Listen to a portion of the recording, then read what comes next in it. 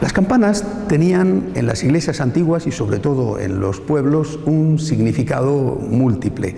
Se tocaban las campanas para indicar que había un acontecimiento religioso, por ejemplo, había un son de las campanas que indicaba que era un funeral, o se tocaban las campanas de una forma determinada cuando eran los días de la Pascua, pero también se tocaba la campana para llamar la atención sobre un peligro que estaba aconteciendo o iba a acontecer sobre aquel lugar, sobre aquel pueblo. Era lo que se llamaba tocar a rebato, era un repiqueteo loco de campana que indicaba a la gente del pueblo que algo grave estaba pasando o iba a suceder, quizá una inundación, la llegada de un enemigo, un fuego.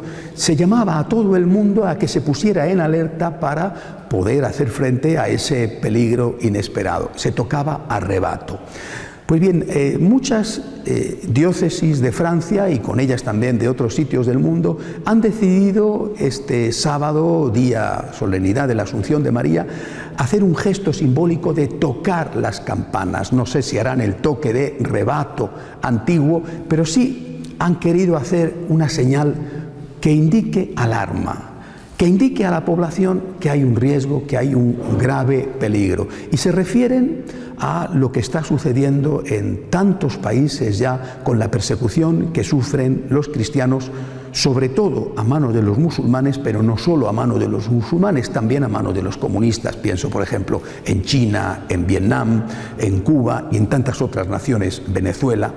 Especialmente a manos de los musulmanes, lo que está pasando en Irak, lo que está pasando en Siria. Recientemente un estudio de Cáritas decía que son más de 100 millones los cristianos perseguidos a causa de su fe.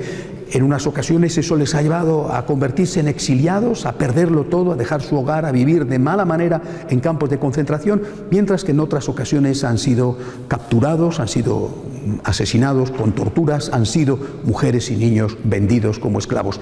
Y esta persecución terrible contra los cristianos en tantos países del mundo, repito, sobre todo musulmanes, es contemplada por Occidente en medio de la indiferencia.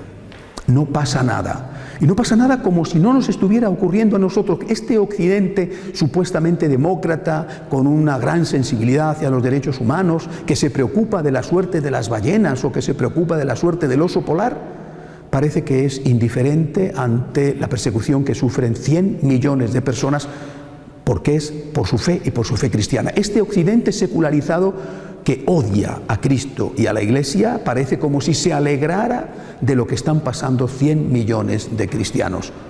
Lo pagarán y lo pagarán caro, y lo pagarán caro porque, entre otras cosas, ese islamismo radical está ya a las puertas de Europa. Está, por ejemplo, en Libia, en el sur de esta frontera de Europa que es el Mediterráneo. Está entrando también en los países mediterráneos, por ejemplo en Italia, está entrando camuflado con ese aluvión de cientos de miles de emigrantes, muchos de ellos cristianos, pero la mayoría musulmanes, que entran aquí buscando un futuro mejor, buscando el sueño europeo, y camuflados con ellos entran los terroristas, los extremistas islámicos que después hacen los atentados en un sitio u otro de Europa. Es decir, el gesto de tocar las campanas de este sábado, día de la Asunta, día de la Asunción de María, es un gesto con el cual la Iglesia quiere llamar nuestra atención. Estamos ante un peligro grave. Nuestros hermanos cristianos están sufriendo por su fe y están siendo exiliados, crucificados, como aquellos primeros cristianos de la época de Nerón, porque no quieren dejar de ser fieles a Jesucristo. Lo que no podemos hacer nosotros es permanecer indiferentes ante su sufrimiento. Lo pagaremos caro si así hacemos. Tenemos que rezar por ellos, sentirnos solidarios con ellos también económicamente, acompañarles con nuestro afecto y con nuestra oración y hacer todo lo posible para que esta terrible tragedia se termine, para que ellos no se sientan solos, abandonados precisamente por aquellos que deberíamos de sentirnos muchísimo más cerca de ellos que los demás. La suerte de los cristianos perseguidos hoy en Siria, en Irak, en Líbano, en Jordania, en la propia Palestina, puede ser la suerte que nos espere a nosotros mañana en nuestro cómodo Occidente que mira indiferente a los hermanos que sufren. Hasta la semana que viene, si Dios quiere.